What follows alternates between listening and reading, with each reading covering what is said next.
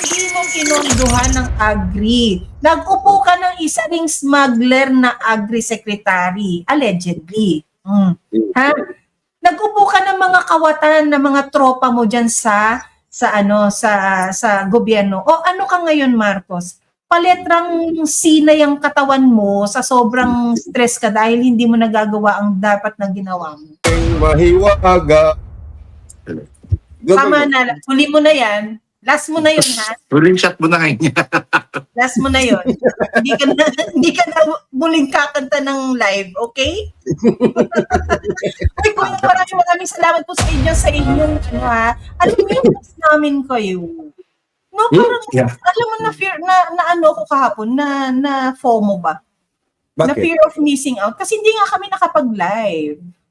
Okay. Yesterday, guys, we were in Digos, and of course, di ba, it was a year, Marlon, galaw-galaw. Yung 1 year yun na sinelebrate at we remembered Cap Bukol. Actually, hindi 1 year pa. November pa lang nangyari. Wala pa. Unveiling ceremony siya nung ginawa nila ng statue. Si Cap Dodong Bukol. Si Cap Dodong Bukol, siya yung vlogger na, although barangay officials, na habang nagla-live, ginuguro. Yeah. So dahil sa sobrang pagmamahal sa kanya sa mga kababayan niya sa 3 de Mayo, barangay 3 de Mayo, at ng buong Digos na rin, ginawan siya ng estatwa. Tapos, alam mo Kuya Gibi, sino ang nagpasinaya nung statue na yun? Walang iba kundi si Vice President Sara Duterte. Nakita ko. Grabe. Alam mo, Sinare ko nga sa live ko yung diskurso ni Inday. Tapos doon mo makikita ko yung, because it was just a barangay venue, no? Tapos yung mga tao, alam mo yung literal na nakaganon sa bakod para mapanood. Tapos alam mo yung, di ba yung bakod, direksyong ganyan, no?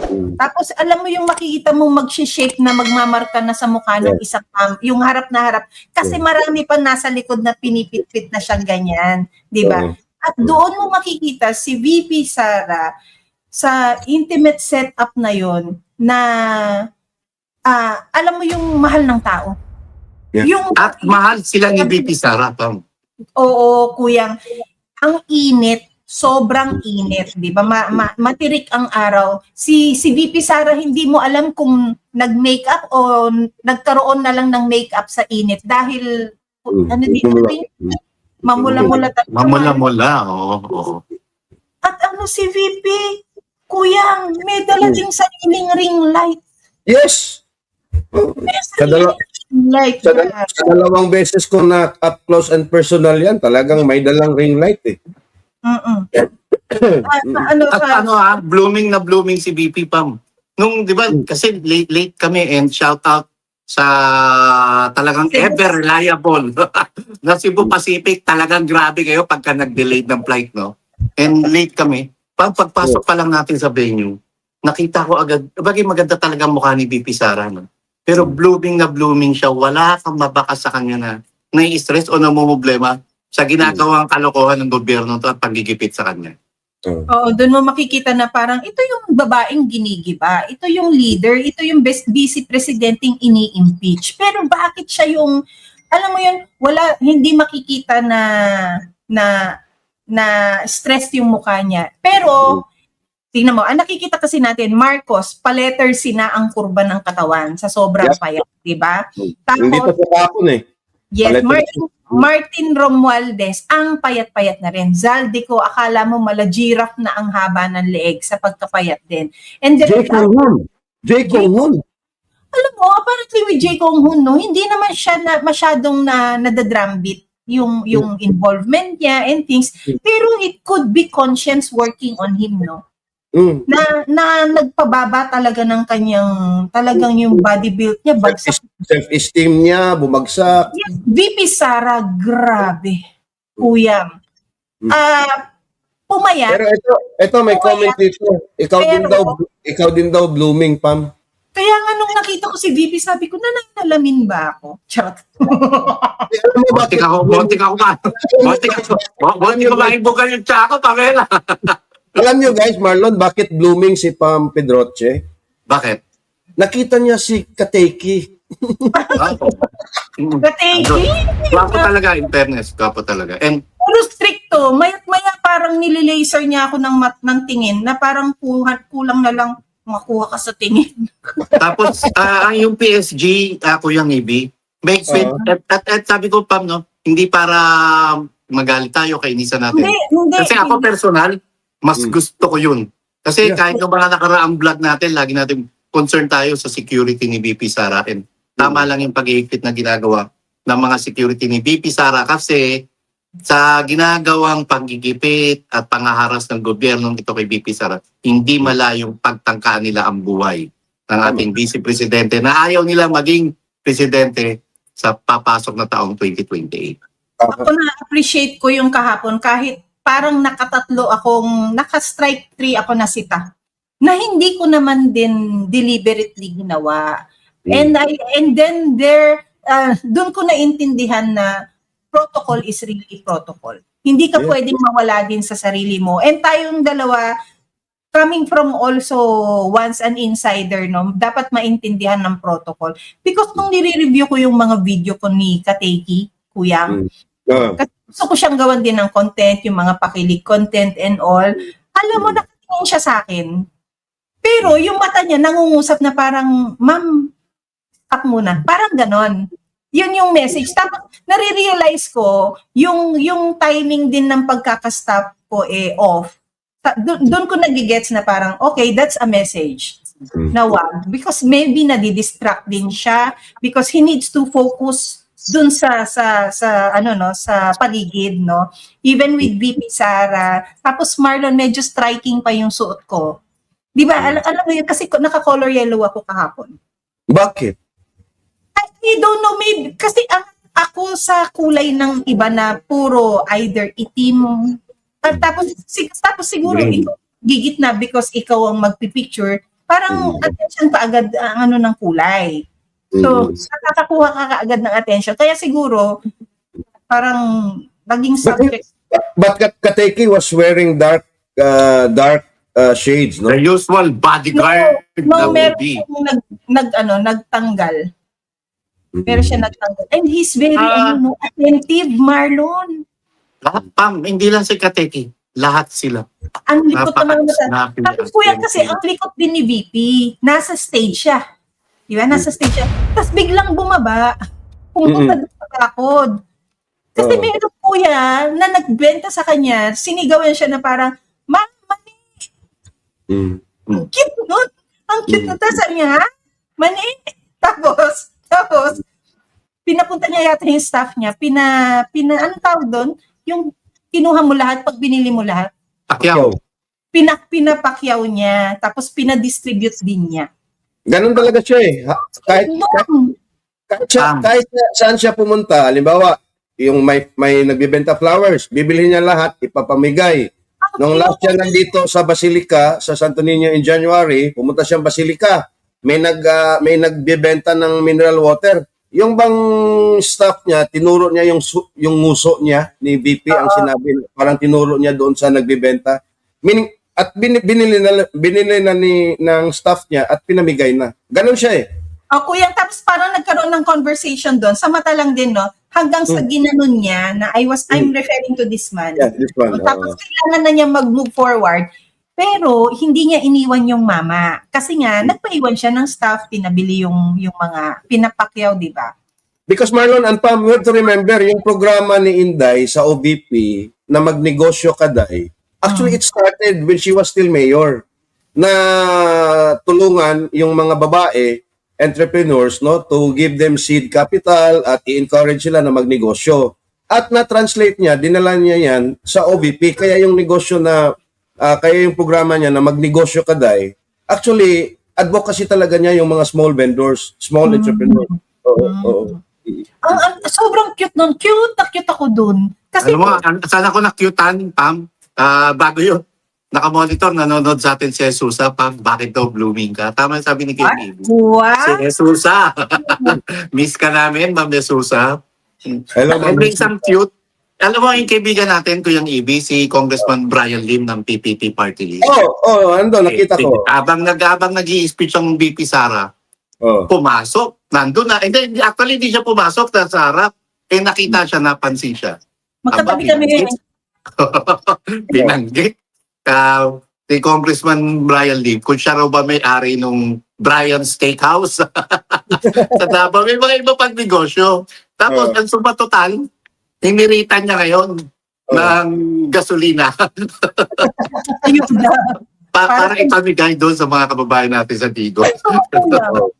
Oo. Grabe yung tingnan mo yung mga pinaglalaban ni VP Sara. Hindi para sa kanya. Tapos tignan mo yung sinabi niya ganyan. Meron kayong gustong tulong, meron kayong gustong ilapit, isolicit, tawagan nyo si Inday Sara. Ako ang maglalapit. Magsusulisit para sa inyo. Para sa inyo. Tapos Ang cute nun. grabe. Kuyang doon mo, tapos doon mo makikita na na Marlon, sobrang lapit niya sa tao. Mahal na mahal siya ng tao. Sobra, kuyang. Tapos yung pagbato niya ng jokes, PRRD na PRRD, magtatawanan talaga yung tao. Iba yung sense of humor ng isang VP Sara. At doon pa rin papasok, maliban sa pagiging blooming, magiliw siya nakipag-usap sa tao. At wala mababakas sa kanya na problema niya yung impeachment. And dito siya mahal na mga kababayan natin. Kasi talagang hindi ba wala tayong maramdaman na kaplastikan, kundi sincero yung pakikipag-usap niya at pakikisalamuhan niya sa mga kababayan natin. Kaya Marlon at Pam, meron akong tanong sa inyo. Kasi nandun kayo, speaking about VP Sara's joke. Kasi meron siyang joke na ginawa niya, no? Na parang tinaas niya yung kamay ni, si Kagas ba yon na tatakbong mayor sa Digos daw? Yata. Tapos nag-joke siya na pagka in-endorse daw niya, baka mabaril, wag niyo na akong sisihin ha, pag nabaril. Actually, I think kuyang, lahat ng sinabi niya doon,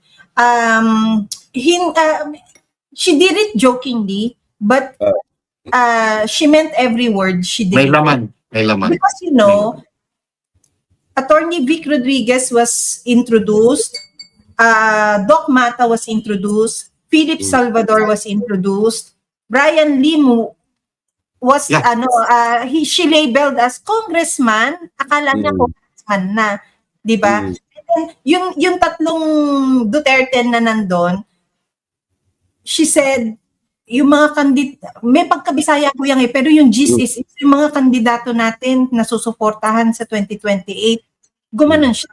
Coming from from the previous day na sinabi niyang allergic ako sa mga politiko ngayon. Doon ako papunta. Kasi nung tinanong siya about meron na ba may nag-consider sa kanya, no? Because it was at the back of yung pagdeklara nga ni Guanzon, no? Natatakbo siya bilang senador, no? Dito sa Cebu yun. At the following day at yun, or the same day, tinanong siya at sinabi niya na allergic daw siya sa mga politiko ngayon. Pero nung nandun sa Davao, sa Digos, no, parang hindi siya allergic sa mga politiko na nandun eh. Kasi titingnan mo, tinaas niya yung kamay ni Kagas, no, na tatakbong mayor ng Digos City. Andon yung Dr. Mata, andon si Vic Rodriguez. Nakikita natin na ang genuine smile ni BP na walang ka-eme-eme na tumabi doon sa mga politiko, no. Tawagin na natin sila mga politiko kasi mga politiko na talaga yan sila eh. Pero yun na nga no, ano ba sa tingin mo ang kaibahan doon sa sinabi niya previously sa Davao City na allergic siya sa mga politiko ngayon, pero nakikibagay ba or talagang authentic yung kanyang suporta doon sa mga politiko na nandoon sa Digos with her? Yung pagiging authentic niya is not a question. Tama. I think she's just being consistent. And she knows and she realizes people who were there from the start. Hindi mga taong bigla na lang lumitaw para sabihin na isama mo ako sa partido mo and all. Isama mo ako sa lineup mo and things. And this gentleman in all fairness to them, there was no talk of politics yesterday. Even over the dining, even the yung snack time, Marlon, no? Yes, Walang conversation na ganun, puro kumustahan lang. And yung tatlong mama, kuyang, Attorney Vic, Doc Mata, si Sir Ipe. Philip Salvador, hindi man sila yung pinakamalapit kay VP. Sila yung pinakamalayo kay VP. They were on the other end of the table. Hindi naman sila yung nagkanda kumahog o naglaway na dapat katabi ko si VP, dapat sa akin. Just understood each other that the event was for the local unit, no? Local government. At sila yung katabi ni VP. Tapos makikita mo, wala din naman, no one was trying to be engaging na para ma-distract si VP na makuha yung attention para mapunta sa kanila. Walang ganun. Tama, Pam. Pararamdaman mo yan, makikita mo yan kay BBM. Kahit naman nung kay PRRD, ang daming nagpo-photo bomber.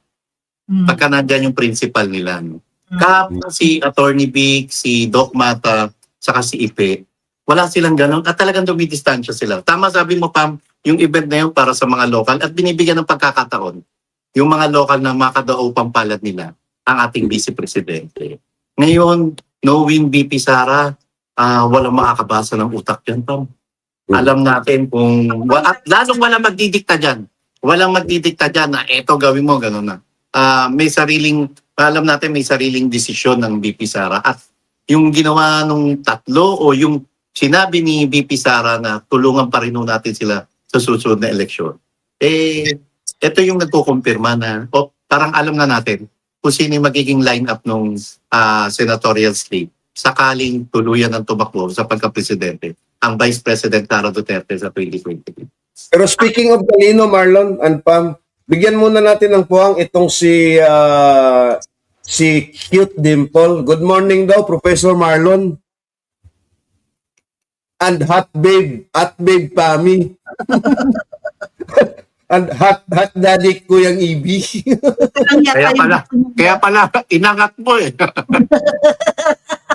Ma'am, paki-edit. Tanggalin na lang po yung hot daddy. Pero pilitin mo yung hot babe, ha? Ano si Pam ngayon? Pam now is our chief cabin crew. Si Marlon yung ating VIP guest. Ako po yung piloto. Hindi ba may nakita na kayong piloto na naka-black na, no? Na uniform, no? Wala, no? Talagang laging white. Oh.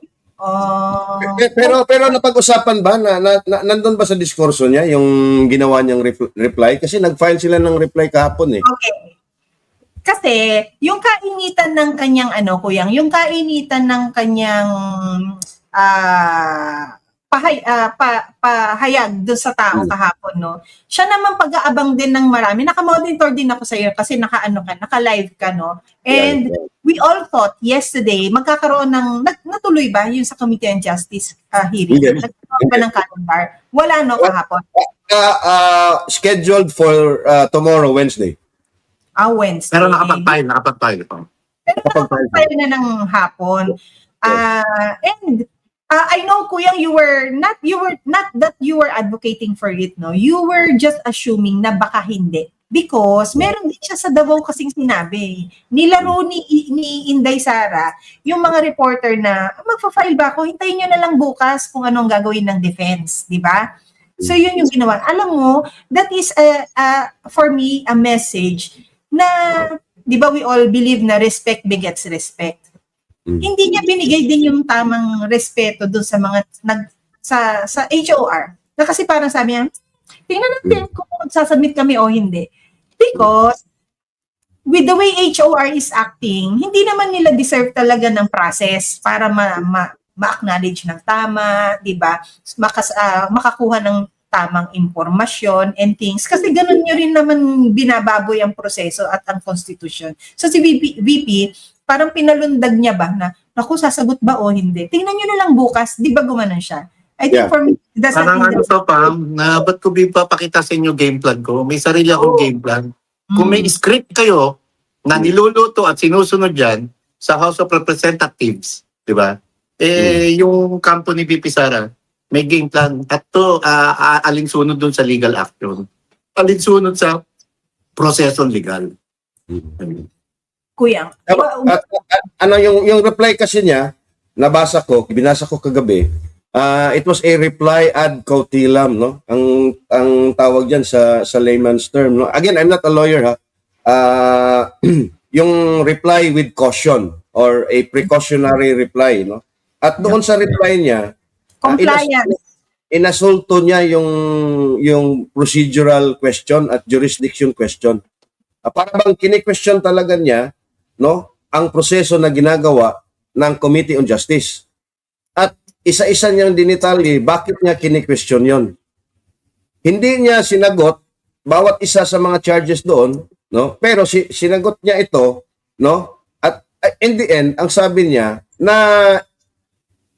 she's not recognizing the jurisdiction of the committee and how the process was done in comparison to the House Justice Committee procedure doon sa impeachment naman ni Bongbong Marcos. So, yun ang kabuuan, no, sa interpretation ko doon sa reply na yun, which is good. It leaves so many avenues for the VP and her defense team na they can actually run to the Supreme Court. Lalong-lalo na lumabas na yung pag-uusap na isupina na yung mga dokumento ng AMLAC, yung bank accounts ni VP, even if nasa hearing stage pa sila doon sa clarificatory portion of the impeachment. Wala pa sa trial. I will argue, kahit hindi ako abogado, na hindi pa saklaw ng Committee on Justice ang pagpapasupwina ng mga dokumento na yan. Wala pa sa trial proper eh. Yep. Wala pa sa trial proper. Kuya, the last time they did the answer ad cautelum, no? Cautelam lang. Cautelam, yeah. The last time they did that, in parallel, sumaguni sila o pumunta sila sa Supreme Court. Yes. Question the constitutionality of the of the 19th Congress impeachment. And then ended up resulting to avoid ab initio. Tama ba? Well, it came later pa, no? Yung kanilang petition doon sa Supreme Court, it resulted in convening of the impeachment court, deliberating on the procedural issues, and then eventually the impeachment court, okay, remanded it back to the House for failure to comply with the rules. In-archive na nga nila. And then, later on, nag-come up ng decision ang Supreme Court. At eventually, nung nag-MR ang 19th Congress, no, it was sealed by the Supreme Court din, denying the motion for reconsideration. Meaning to say, ang daming legal foundation, no, judicial foundation na pwedeng gamitin ngayon ng defense team ni VP Sara. And that ad cautelam answer paves the way for other legal strategies, no, na pwede nilang gawin at mga legal maneuvers na pwede nilang gawin. Again, no, hindi pipitsuging mga lawyers yan. Si Fortun Narvasa yan. You have an attorney Michael Pua. Ngayon nga, hindi nila gusto na, alam nyo, hindi nila gustong maging counsel si Michael Pua at si Monsaya. Ibiro mo, si Claire Castro, na hinabla ni Lian Libiste. Ang sabi ni Claire Castro, I don't have a lawyer. I'm representing myself. Pag isang tao na criminally charged, pwedeng mag-choose to represent himself or herself, bakit nyo tatanggalin itong si Michael Pua na hindi naman respondent at pinili ng isang respondent bilang abogado niya? Kukuyang Ibi, ang tatay nga nito ni Bangag, di ba? Nagkaroon din ng kaso. Tapos mismo si Ferdinand Marcos Sr. ang nagdepend sa sarili niya. Okay. We'll go there later on, no? Tapusin lang din muna natin itong sa impeachment ni VP Sara. Because you said po yan, even if hindi naman agad-agad nakasagot or nagawa ng Supreme Court na yung 19th Congress na impeachment, magawa nilang void ab initio, do you believe, given the same traction ng direction the same traction ng moves ng defense, sasangguni sila sa Supreme Court. They should. They should, no? Again, I'm not a lawyer. I'm not preempting. I'm just speculating as to the legal strategy of the defense team. Kasi kung titingnan mo yung kanilang reply, nandun na yung constitutional questions eh. Number one, applying a double standard between the VP Sara impeachment and the Marcos impeachment. That alone, no, questions the ethical and judicial or legislative standards being applied to the VP, no, which is not applied to the president. That's one. Number two, yung the manner by which yung Justice Committee is conducting the investigation. Kasi nga, halimbawa, yung citation of ultimate facts, no, na sinasabi nila, yun ang basihan eh, na pwede kang makakita ng sufficiency of evidence just by mere citing of ultimate facts. Ang ginagawa nila, this is a fishing expedition nga. Halimbawa, okay, you already found the complaint sufficient in form and substance. Bakit ngayon ka pa magsusupina ng SALN, magsusupina ng bank account, magsusupina ng kung ano-ano dyan? You already found it sufficient in substance. Correct. Bakit kailangan mo pa? Because once you found it sufficient in substance, the presumption is there is enough evidence for it. Tawak na nila. May patunay sila, yun yung ebidensya. At saka si Ridon, anong sabi? Okay, tinanong kasi si Ridon noong Sabado, mayroon silang press con. At sinabi, Sabado? tinanong siya ni Ridon sa Justice Committee daw, makapagsalita ba daw yung Defense Counsel ni VP Sara. Ang sabi ni Ridon, if I remember it right, Sa committee level pa lang? sa committee level pa lang. So sabi ni Ridon, ay hindi pwede. Dapat ang magsalita dyan ang respondent, meaning si VP Sara. Tinanong ngayon siya noong reporter, Sir, Congressman, bakit hindi pwede magsalita? Defense Counsel yan. Doon sa Senado, pwede naman. Anong sabi ni Ridon? Ay doon sa Senado, iba yung rules eh. Sa amin, iba yung rules eh. Kita mo yun? The thing about this one is, this is what we get for sitting a stupid lawmaker. This Terry Ridon, huwag mo kong Terry Ridon ha, suicidal ang ogag. Suicidal. He doesn't care anymore if he gets a seat in the next election sa 2028. But siguro pumaldo na to, and I don't know, no, but this is what we get because he'd become the Abante. He had become the Acop, the Abante, the Dan Fernandez, you know, the mouth, yung talagang Rolled into one. Yes. And look at the result, nagmukhang kokey ang Congress. 'Di ba? Nagmukhang stupido talaga yung proseso and all. I believe Beatrix Luistro is somewhere behind scratching her head na parang Yes. Speaking of Luistro scratching her head, in the same interview, she was interviewed by Karen Davila or sino ba yun sa ANC? And then tinanong siya noong anchor ng ANC, no, what about the Madriaga, the petition of Chirjok, no, na ilipat yung kustodiya ni Madriaga doon sa House of Representatives. Ang sagot ni Luistro, no, nandyan yan. Ang sagot niya, para sa kanya daw, mukhang may problema. Because Madriaga is facing criminal charges. And by law, yung kustodiya niya dapat nandoon sa isang BJMP na preso. So it might create a problem daw, no, na mag-take cognizance sa kanyang kustodiya na hindi naman ito part of the criminal proceeding na hinaharap ngayon nitong si Madriaga.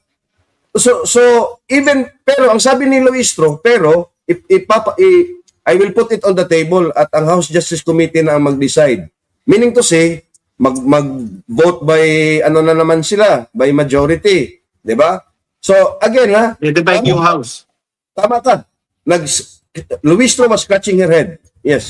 because it's a stupid move. And then again, this is when we realize, because Jokno, Mm.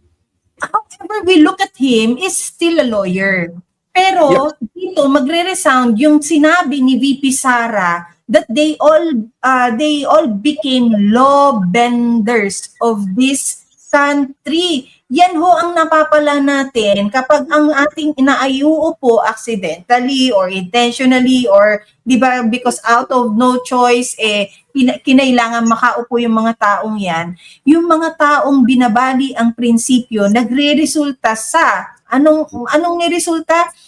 Impeachment ang priority pero meron tayong oil price hike mga challenges ngayon. Nandito tayo on the brink of war with someone else na hindi naman natin laban, hindi naman natin away, hindi naman tayo yung inagawan ng candy, pero tayo yung ginagamit para may trigger, di ba? By the way, watch on Netflix yung Trigger, maganda rin, no? Then tingnan mo, walang mga solidong programa. Di ba? Ito yung napapala natin. Na tama yung sabi mo, iba yung focus, iba yung direction. Kaya laki ng problema. Laki ng problema ng bansa natin. May mga kongresista tayo na double standard na, selective pa yung mga isyong panlipunan na dapat nilang pagtuunan ng pansin at dapat nilang gawa ng batas at dapat nilang bigyan ng komento at solusyon bilang mga mambabatas. Ang problema nga, nakatutok sila kay VP Sara para mapigilan nila ito sa darating na 2028. Tama sabi mo, Kuyang EB, na yung reply nung kampo ni VP Sara, parang caution to, parang babala ito. At doon sa sabi mo, tanong mo kanina, Pam, kung hahantong ba to sa Supreme Court. Ako naniniwala, tama Kuyang EB, pero hindi ngayon. Hindi ngayon. Aantayin muna ng kampo, hindi rin ako abogado aantayin muna ng kampo ni VP Sara na umusad lang yung proseso ng impeachment, pagdinig doon sa impeachment sa Kamara.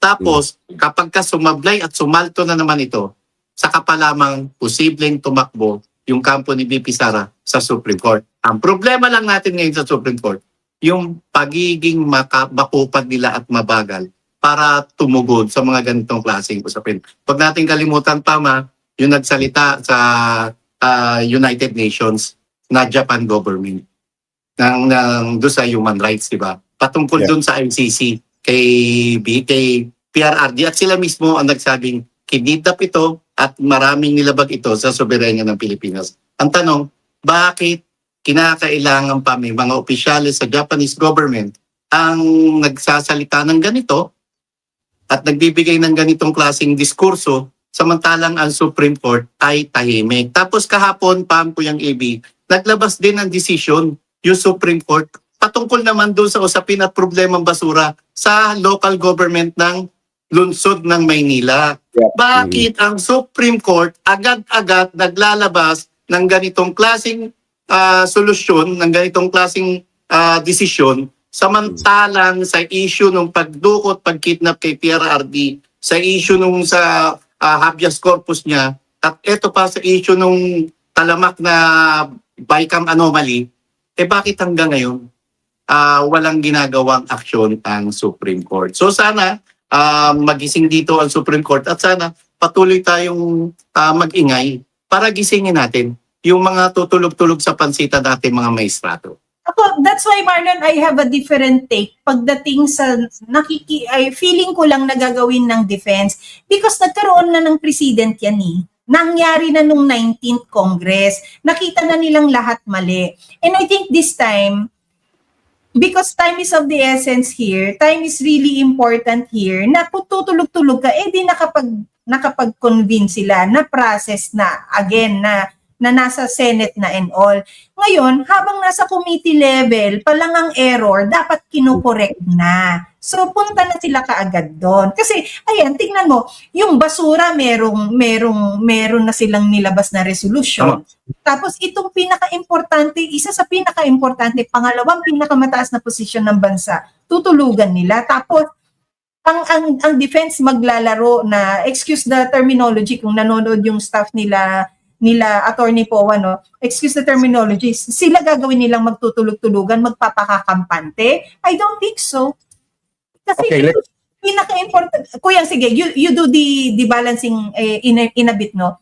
Ito na yung pinaka-importanting proseso na kapag mali, stop ka agad. Hindi yung you buy yourselves time, hindi yung magpapaka-cool ka dyan na, oh, sige, let them commit the mistake and all. We already saw a mistake eh.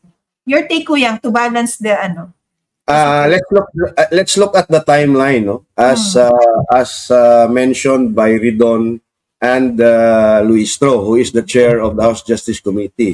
This is based on their pronouncements, no, on Saturday. Ito yung timeline sa impeachment proceeding dyan sa House, sa Committee on Justice especially, no? Ang sabi nila, they will convene the committee on Wednesday, that is tomorrow,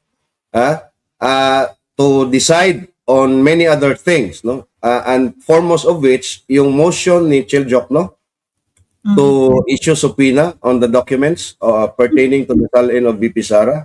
Yung motion ni Chil Jokno transferring on urging to transfer the custody of Madriaga to the HOR. And then magre-recess na kasi sila. They will resume their hearing on April the 8th, tentatively April the 8th, no. Ngayon ang sabi nila, no, kasi sa new rules, no, or not the new rules, but the new framework outlined by the Supreme Court decision on the impeachment on the 19th Congress, dapat meron silang 60 days, no, to act. Ang sabi ni Ridon at ni Luistro, because you have to remember, sinasabi ko na to, gagawin nila itong entablado to demolish VP Sara's credibility and popularity. Ang sabi ni Ridon, baka hanggang end of May or third week of May pa daw ang mga hearing nila dyan sa Committee on Justice before nila ito isasubmit sa plenary for voting kung may totoo ba talagang sufficiency of evidence para matransmit ito doon sa Senado as the articles of impeachment.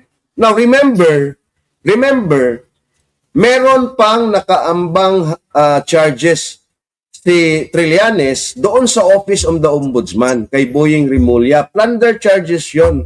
At sinasabi ko na ito noon pa na magko-conduct ng preliminary investigation si Boying kahit hindi pa pwedeng ihabla ng criminal charges kasi impeachable offense yung Vice President. Pero they can conduct investigations for future cases, no? So gagamitin nila yan. They are extending the time para makapag-report itong si Boying at gagamitin nila yan because under the law, yung ombudsman can actually do a motu proprio investigation for purposes of impeachment.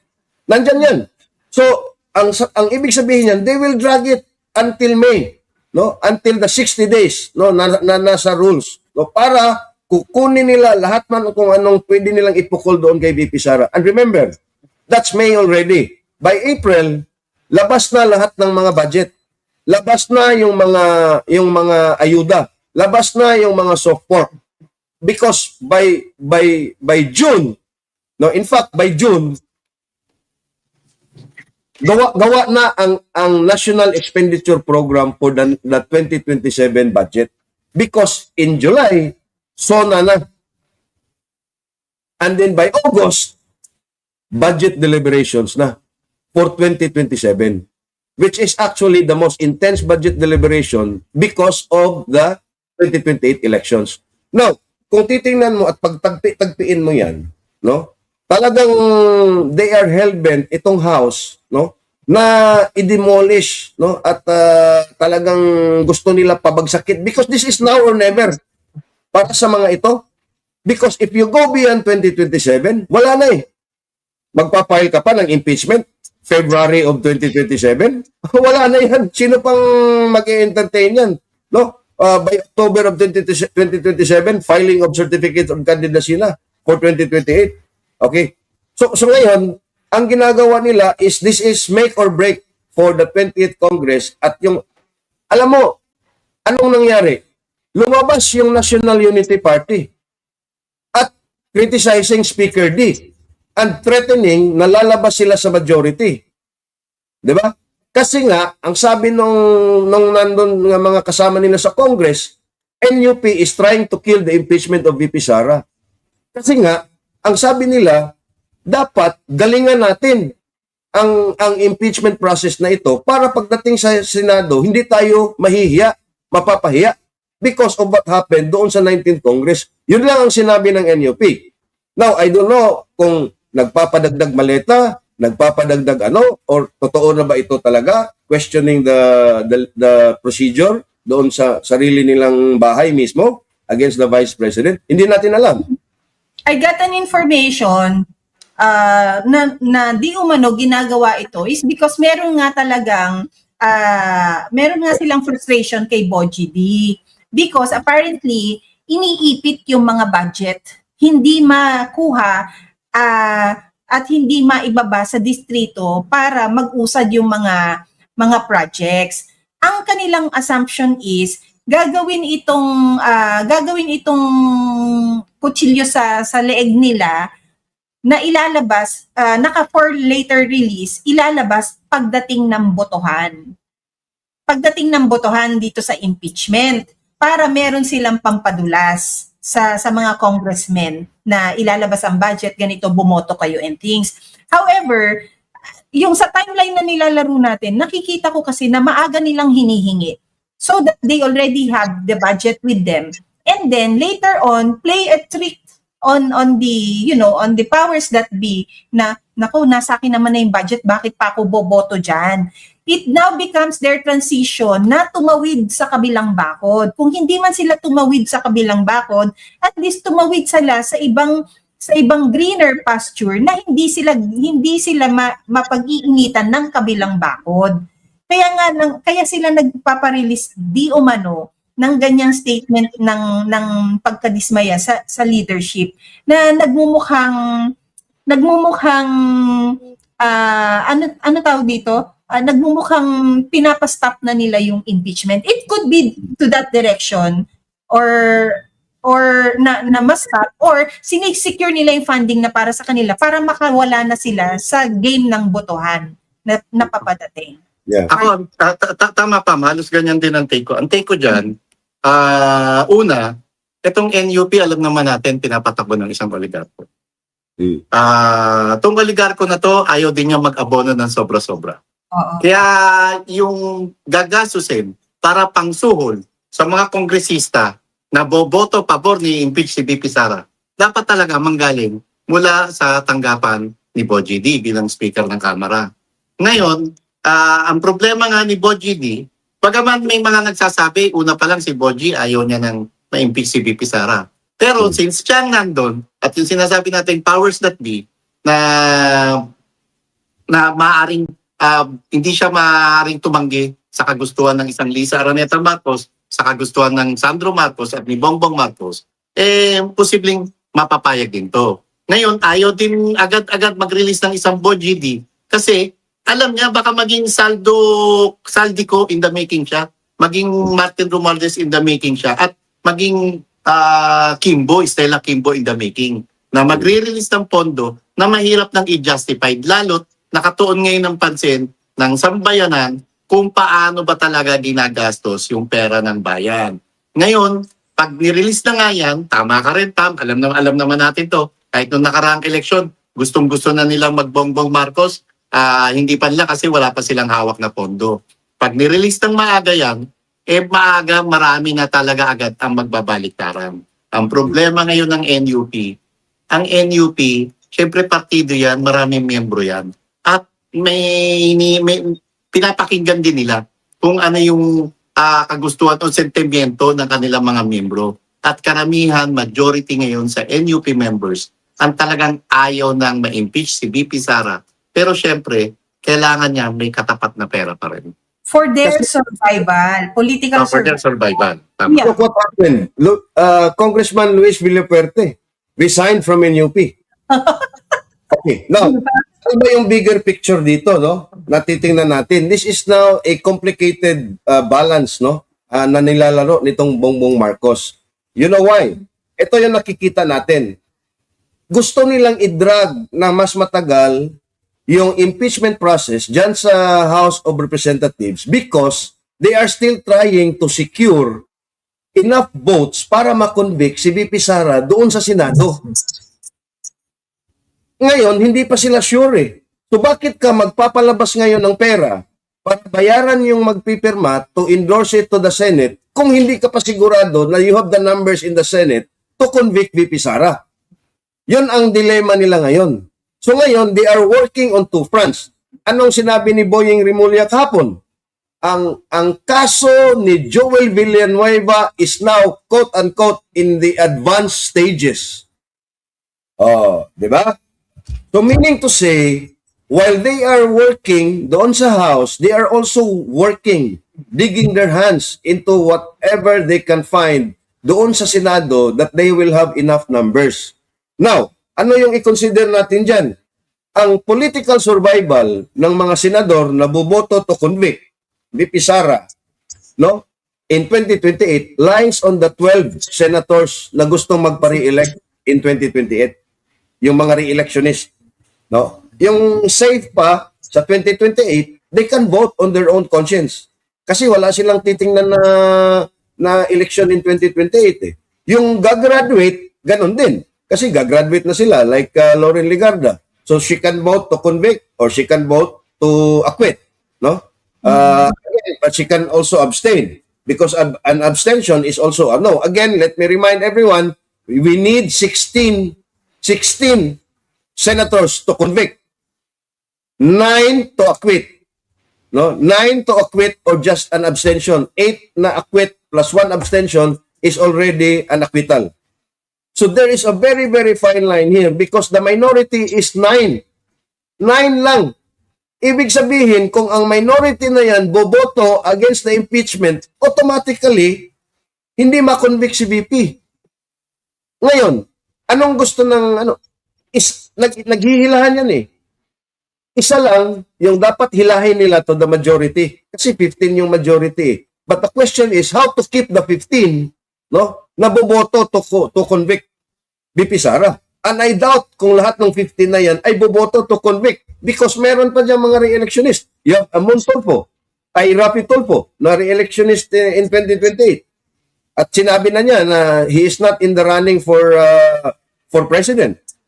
He will be running as a re-electionist senator. So that's one already. Do you really think na itong si Tulfo with their experience doon sa pagiging politiko will side with the Marcoses? No, I don't think so. At best, he would probably be neutral and would abstain. Erwin Tulfo may vote to convict para ma-separate, para mabalanse, no? Oh, okay, To Tulfo brother. convict? Huh? You think he will vote to convict? To Kasi proceed, ang narinig ko sa kanya, to proceed the impeachment trial. Well, who knows? Because he has nothing to lose. Eh. He is not a re-electionist senator in 2028. So, But isn't he aspiring to become, to go for a higher office? well, kung ako si Erwin, he still has until 2031 eh. So kung pwede niyang i-convict si VP in 2028 and he still has 3 years to make up for it at maghimod puwit siya for the next 3 years para in 2031 maka-re-elect na naman siya for another Senate seat. But why would such record bring him to that direction na ma-re-elect siya? Ayun na nga eh. We're talking about bahid. Yung mga tao, babalikan nila kung anong bahid meron ka. At Diyan ako papunta eh. Diyan ako papunta eh. Kasi ang laki ng problema na ito mga to. Itong gobyerno to. Kahapon, naglabas ang Pulse Asia ng pinaka-latest na resulta ng kanilang survey. Ilan si VP Sara ang trust ratings niya? 54%. Tapos, ito, catch, 44% ang distrust ratings ng isang Bongbong Marcos. 52% yung trust ratings, 44% yung distrust ratings. Konti na lang, magtatay na yung dalawa. And the irony, Kuyang, sorry, para lang kadugtong nung sa survey, and the irony is 54% ang kanyang, ang Trust. Pinoy na meron tiwala kay VP Sara, ha? Ano ang laman ng impeachment? Betrayal of public trust. Nasaan yung contrast Ito sinasabi ng kalye, sinasabi ng tao, sinasabi ng masa, may tiwala kami kay Inday Sara. Sinasabi ng iilan, sabihin na natin lahat ng congressman, sabihin na natin 300 of them, di ba? Saying na merong betrayal of public trust. Ikaw po yan, Congressman Hugalbot, who are you to represent Citizen Pamela and say na I don't trust Sara? Yan na nga. Who are you? How dare you tell me that? Di ba? But going back to the survey, to put it in a more understandable concept, no? Or context. Kasi 44% distrust ni Bongbong, 54% ang trust ni Sara. Ito na lang, we look at the net trust ratings. Yung trust minus distrust. VP Sara, positive 28 ang trust rating. Bongbong Marcos, negative 9 ang trust rating. Negative trust. Negative na. Negative trust plus 28 si VP Sara. That's a huge difference of 37 points. Kuyang, huge difference. Kuyang Marlon, huge difference sa mga taong nag-iisip, sa mga taong nakakaintindi, sa mga taong nagbabasa. Yung mga taong hindi nagbabasa, na ang bigla lang nakita, trust, 54-44. Naku, kulang na lang, 10 na lang ang kulang kay Marcos, makakahabol na siya, papantay na ang trust kay VP Sara. Hindi nila nakita na ang pinaka-konteksto ng numero yung kawalan ng tiwala versus doon sa may tiwala. At ang hindi nila nakikita, Pam, sorry. Ang hindi nila nakikita doon sa kawalan ng tiwala kasi nga nasusuka na sila sa pamamaraan ng paninira at panggigiba na ginagawa nila kay VP Sara. Tapos ang nasasakripisyo rito, yung mismong tunay na problema, yung kahirapan, kagutuman, mataas na presyo ng bilihin, pati itong mataas na presyo ng crudo lang sa petrolyo, di ba? Yun yung may disconnect eh. Naka-disconnect ang gobyernong ito sa tunay na hinaing ng mga kababayan natin. By the way, today is Tuesday, Marlon. Wala ka bang oil price update dyan? Wala, pero kahapon, Pam, di ba nag-iwalay tayo sa airport? Dito sa lugar namin, kung ilang gas station, merong 6 o 5. Pila ang haba-haba pa. Pati sa labas ng gate ng subdivision. Kasi may katabi ang gas station, ang haba ng pila. Because I think I read somewhere also yesterday na 20 pesos ang increase for today. Diesel. 22 something. So almost 23. Or tapos 20 sa gasoline, something to that effect. For the week between March 17 and March 23, big time yan, no? Hindi yan, araw-arawin nila yan para hindi masyadong mabigat. But, for this week alone, based on the Dubai crude movements last week, on Friday at closing rates, no? 20 plus yung diesel at 16 plus yung gasoline, yung N1, no? Anong implication dyan? Diesel this week could go as high as 114 pesos per liter. 140, 114. 114. Gasoline can go as high as 96 pesos per liter this week. At anong sabi ni Garin na mukhang nai-stress na ngayon? Tingnan mo si Sharon Garin, yung DOE. Medyo maganda pa yan at tight pa yung skin eh. Nung pumasok siya as DOE secretary. Ngayon, In-interview siya kahapon, Pam, talagang nangungulong. Tapos tinatanong siya, hindi pa ito crisis eh. Kasi God knows magkano na yung presyo, pero meron pa naman tayong supply. Pero, ang hindi nila sinasabi, yung industry players mismo, nag-warning na ang sabi nila, a supply crisis is looming in the horizon. Kasi nga, patuloy pa rin sinasarado yung Strait of Hormuz. At ngayon, Pam, eto, tama si Marlon. Kasi nasusuka na yung mga tao. Anong ginawa nila? Anong sabi ni Sharon Garin sa DOE? We are now negotiating with the Russians to import fuel oil. We are now negotiating with the Chinese para doon tayo kukuha sa kanila.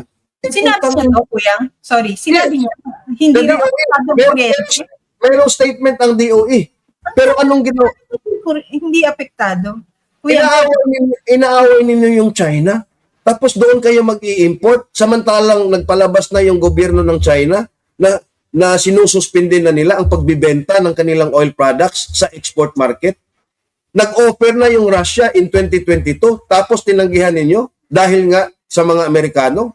Ngayon, pauwi tayo doon sa Russia, doon tayo mag-i-import kasi it's cheaper. Kasi the Americans have already lifted some sanctions doon sa Russian oil kasi hindi na kaya ng mga Amerikano na i-open. Nagtatawag na nga ng tulong itong si Trump yeah. But what is our current bilateral relationship with Russia? What Ayun is naman. our relationship with Russia? Meron bang alliance na nagawa na? Meron bang pagpapaabot na ginawa ang gobyerno ng Pilipinas sa leadership ng isang Marcos para magkaroon tayo ng magandang palitan with Russia? Di ba? Ininsulto nila ang Russia, Pam. Kinancel nila yung orders of helicopters na ginawa doon sa panahon ni PRRD. Kinansela nila. Tapos ngayon pupunta tayo, dudulog tayo sa Russia, magmapakaawa tayo dahil wala tayong langis. Putangin na ba sila? Ganon din sa China. Anong ginagawa nila against China? Tapos ngayon magluluhod tayo at hihingi. Nasaan yung Amerika? Nasaan yung Canada? Nasaan yung Europe? Ngayon, pati yung Europa, lugmok na rin sa krisis sa lana. I mean, alam mo, totoo yan, kuya. This is a very basic worry and actually a good observation, no? Na wala nang namamasyal sa mahal ng gasolina because even traffic, kuyang, na lessen. Although traffic can give you a picture of something, that something is in a roll, something is moving, there is an economic activity somewhere, that's why maraming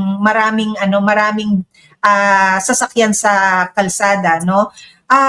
But then yung worry na parang biglang, usually itong araw na to ang bigat-bigat ng traffic, pero alam mo kuyang, even the jeepneys, sabi ko nga, nabawasan sa kalsada.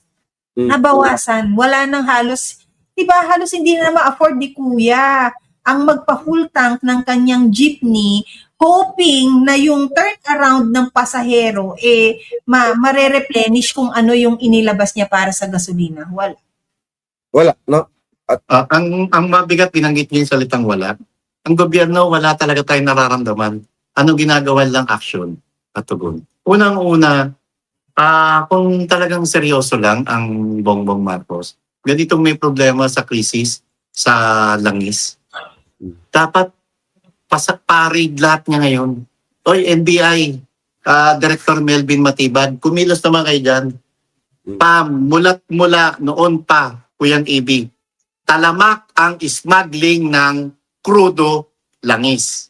Kapaka-basic dito lang sa Luzon, wag na tayong lumayo. Sa Batangas, sa Subic, subukan nyo lang raid yan. Subukan nyo lang kumpiskayin yan. Yung mga tunay-tuniladang nakaw na petrolyo. Mga smuggled na langis. Baka malaking tulong yan sa mga kababayan nating mahirap. Pangalawa, anong solusyon nila sa problema ng kahirapan? Ito si John B. Crimolia, ang yabang-yabang na bumaba na raw ang crime rate ng Pilipinas. Bumaba, pagtapos mo sabihin yan, ano nangyari sa security escort na ni Manila Mayor Isko Moreno? Hindi ba ginurgor? Alam mo kuya, anong motive doon?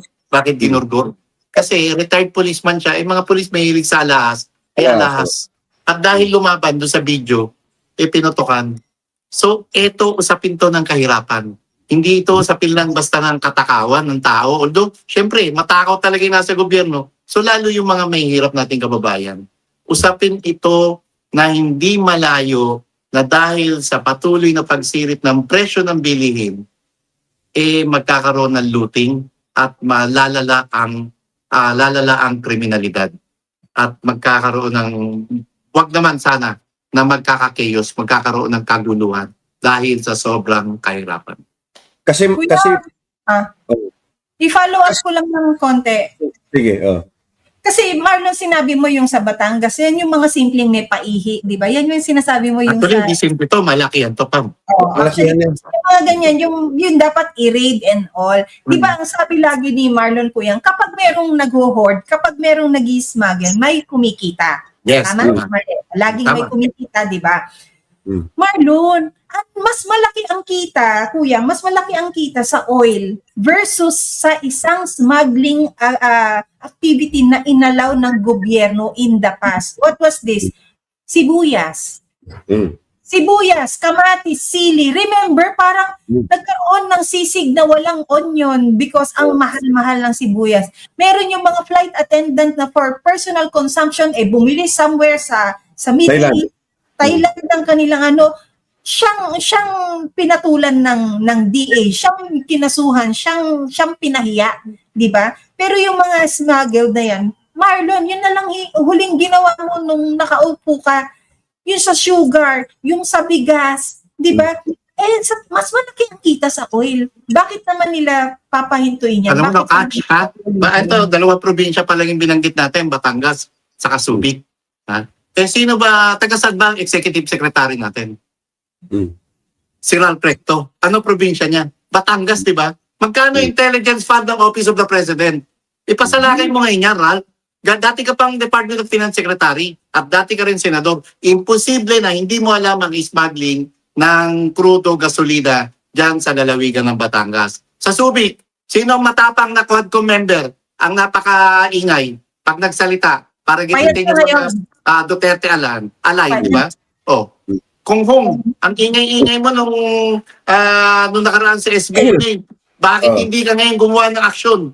Para naman kahit papano maigsa ng konti, tunelada yan sasalakayin nyo. Kung makuha lang yan, ma-embargo man yan ng gobyerno kahit papano at ma-distribute sa mga mahihirap nating kababayan. Lalo yung mga nagmamaneho o pumapasada ng mga pampublikong sasakyan, malaking tulong na yan. Kuya, Update na lang din kay Recto. Na-mention mo si Recto, no? We were informed yesterday na yung kaso na final namin against Ralph Recto, no? Bumalaw na? Na-docketed na. I think it was received yesterday by the Office of Executive Secretary Recto. If you remember, we filed a case against Recto and Ledesma of PhilHealth, former CEO of PhilHealth, in December 21 of 2025. Grave a technical or malversation, plunder, graft and corruption, grave misconduct, no? At ngayon, pinadalhan na ng Office of the Ombudsman si Ralph Recto at si Ledesma na mag-produce at gumawa ng kanilang counter affidavit, no? And it's a 15-day period. Hopefully, by the end of March, meron na kaming kopya dyan sa reply ng aming mga kasong isinampa against Ralph Recto and Ledesma. But going back to the crisis, Marlon at Pam, ito ang hindi natin nakikita pa. Pag tumaas ang presyo ng fuel, lahat yan tataas. Number one, ang susunod dyan is pagkain. And remember, Sabay nga yan in March 3, ang sabi ni Bongbong Marcos, ang ating stock ng LPG, cooking gas, was only 29 days. Meaning to say, 12 days, kasi mag 17 na ngayon, 29 minus 12 days, magkano na lang ang natira? 15 days na lang ang ating stock ng LPG. And the Strait of Hormuz is still closed. Meaning to say, hindi lang magtataas yung LPG, unti-unti yang mawawalan ng supply. Now, anong mangyayari dyan? Alternative fuel, electric stove, electric something, which is mas mahal. Pangalawa, charcoal or whatever. Ang tagal nun, labor intensive, mamahal din. Pangatlo pa, nagho-hoard na ngayon yung mga bansa na nagpo-produce ng oil, nagre-refine ng oil. Look at China. Korea will be soon. Next, no? What if yung ating supplier ng bigas, because we are the biggest importer of rice, magho-hoard na yan. Yung India, yung Vietnam, yung Thailand. Sasabihin nila, uy, teka, sisiguro mag-iimbak muna kami para sa aming mga Para kababayan. mas mataas yung presyo nila. Maibenta lang mas mataas. That's number one. Pero, ang tingin natin dyan is to secure yung food security ng isang bansa. Kasi aanhin mo yung fuel mo kung ano yung tao mo. Okay, number one. Number two, ano pa yung ginagamit to process the rice? paggigiling dyan? Kuryente, fuel. Ano ba ang ginagamit? Papunta, dinideliver sa Pilipinas, galing India, galing Vietnam. Crudo din, dahil sinasakay ng barko. Pangatlo, Pam, ito yung problema na hindi nila nakikita down the road. Kasi planting season na in the next couple of months, 2 months. The Strait of Hormuz, especially in Qatar, nandun galing halos lahat, halos 50% of our urea-based, our nitrate-based fertilizer. Kasi yung fertilizers is a byproduct of petrochemical refinery. Yung urea, yung nitrogen-based na mga, alam mo yung complete filter. Si Marlon, alam mo. Mga complete triple 13. Kasi may farm ito si Marlon, alam niya. Don't you know na yung biggest producer of fertilizer is the Middle East? At alam mo sinong second largest producer of fertilizer, Marlon and Pam? Sino? Putang ina, Russia. Wow. Alam mo, sige kuya, go. So ngayon, pag nagtatanim ka by June, paano ka magtatanim? Wala kang fertilizer. Magtatanim ka pa ba na hindi ka assured na meron kang abono na para gaganda yung harvest mo? Mahal na nga yung seedlings Mahal na nga yung farm inputs. Tapos wala pang kasiguruhan kung meron kang, kasi stages yung fertilizer, di ba? May fertilizer sa kakaumpisa pa lang na magtanim, in the middle of before the harvest, and then finally, towards the end of the harvest. Ngayon, wala kang kasiguruan na meron kang stock na yan for the planting, especially rice. Okay. Ngayon, ano pang isa dyan? We are the biggest importer of Brazilian pork, baboy, because we lack the supply of karning baboy. We lack the supply of dairy products. We import a lot of our milk and dairy products, cheese and everything. We import a lot of our chicken. So, ngayon, ang feed inputs, yung soybeans na galing sa Brazil, na pinapakain sa mga baboy at sa mga poultry, sa mga farm, lahat yan tataas. Ang problema, kahit mataas, meron bang supply? This is a food crisis waiting to happen, and the government doesn't have any plan. They are like headless fucking chickens running around in circles asking themselves what to do. Diyan ako papunta ko yung EB. Ang ganda ng latag mo, di ba? February 28 nung sumambulat yung gerang ito sa Middle East. Anong petsa na ngayon? March 17. Narinig na ba natin na nagpatawag ng kahit cluster meeting ang isang Bongbong Marcos? Wala, kasi tamad ka at wala kang malasakit. Lekat, di ba? Ito rin, Marlon, yung ipinaglaban natin noon na gawin niya yung food sovereignty and food security. Food security. Kaya lang nga, dahil gusto nilang mag-hoard, gusto nilang mag-smuggle, because they're smugglers sila. Sino nagsabi? Kasi sila mismo ang hoarder, sila mismo ang smuggler. Yes. Kaya ayaw nilang hulihin ang kanilang sarili. Smugglers sila. Ibig sabihin, pansarili, madadamot na tao ang mga to. And now that it's too late, ginagamit ninyong pang-PR na ganito, meron tayong magandang relasyon kay ganyan, kay Russia, kay Vietnam, kay ganito and things. Bakit tayo uunahin ng mga barkada natin yan? Dapat sarili muna. Diba? So ngayon, dahil ang lakas ninyo at ang kakapal na mukha ninyo na mag-smuggle at magpasok ng kung ano-anong mag-import ng bigas, kuyang Marlon, ang galunggong imported. Import, yeah. Galunggong! Sus Ultimo karne, Pam. Ultimo karne. Napakayaman natin sa tubig, dagat, sa bodies of water. Imported ang galunggong mo. Ang yaman natin sa kapatagan para magkaroon ng mga palayan at ng mga kung ano-anong pananim. Hindi mo pinondohan ng agri. Nag-upo ka ng isa ring smuggler na agri-secretary, allegedly. Ha? Nag-upo ka ng mga kawatan ng mga tropa mo dyan sa gobyerno. O ano ka ngayon, Marcos? Paletrang sina yung katawan mo sa sobrang stress ka dahil hindi mo nagagawa ang dapat na ginawa mo. Pero ako pa, Marlon, sorry to say, ako, maybe this is too radical. I think this is the moment, no, na yung sinasabi ko, no, na dapat maranasan talaga ng mga Pilipino yung totoong sakit at yung totoong suffering and pain para lumabas na at tanungin or ask the government for accountability kasi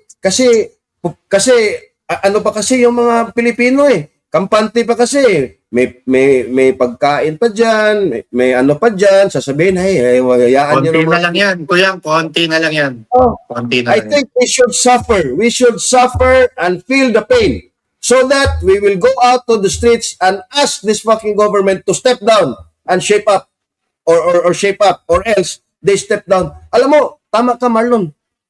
Nag-convene ba ng National Security Cluster? Wala. Pero anong nangyari? Nandun yung US Navy doon sa Cagayan de Oro City at ang daming mga US servicemen.